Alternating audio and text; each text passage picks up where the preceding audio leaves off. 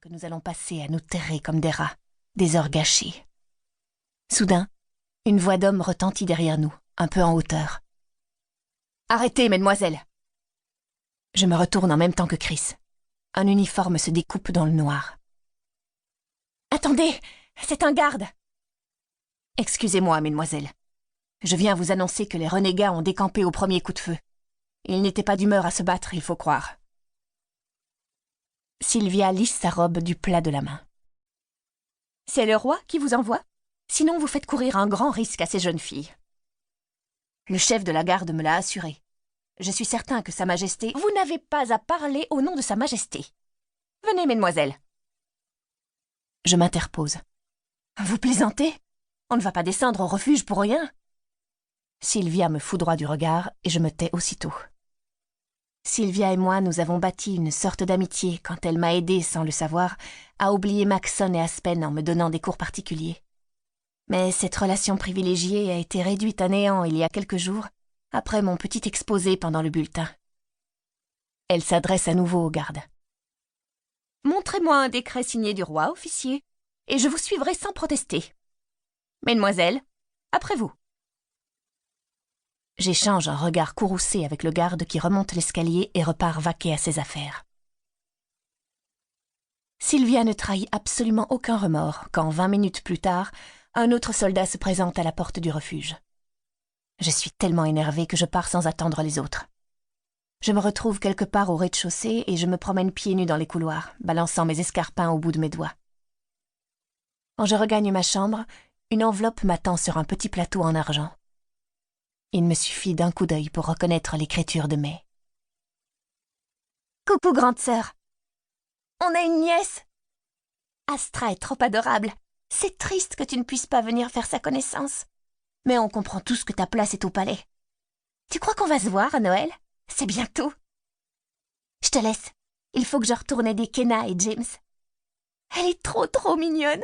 J'arrive pas à le croire. On t'envoie une photo. On t'aime tous. May. » J'étudie le cliché imprimé sur papier glacé. Tout le monde est là, sauf Kota. Et moi, bien entendu.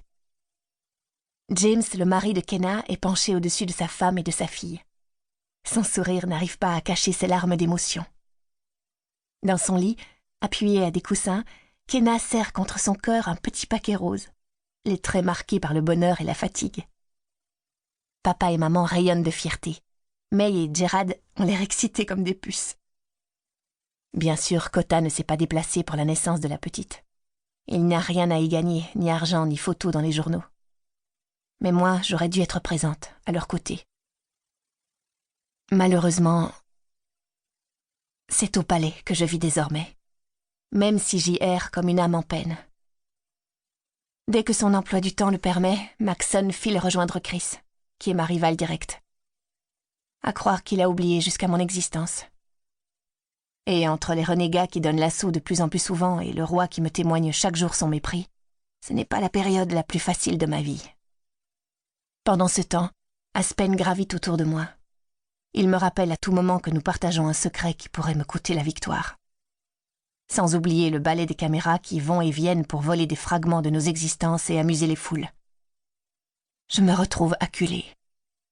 Toute ma vie est en train de me glisser entre les doigts.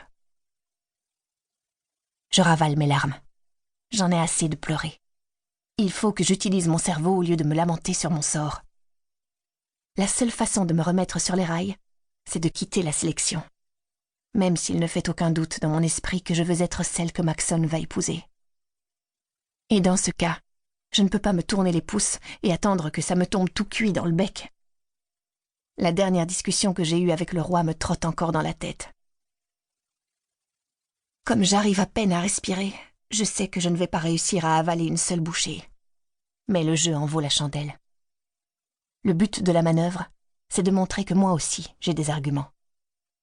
Selon le roi, les autres filles se sont rapprochées de Maxon. Rapprochées physiquement, je veux dire. Et je n'arrive pas à la cheville de Chris ou de Céleste pour espérer tirer mon épingle du jeu. Eh bien, on va voir ce qu'on va voir.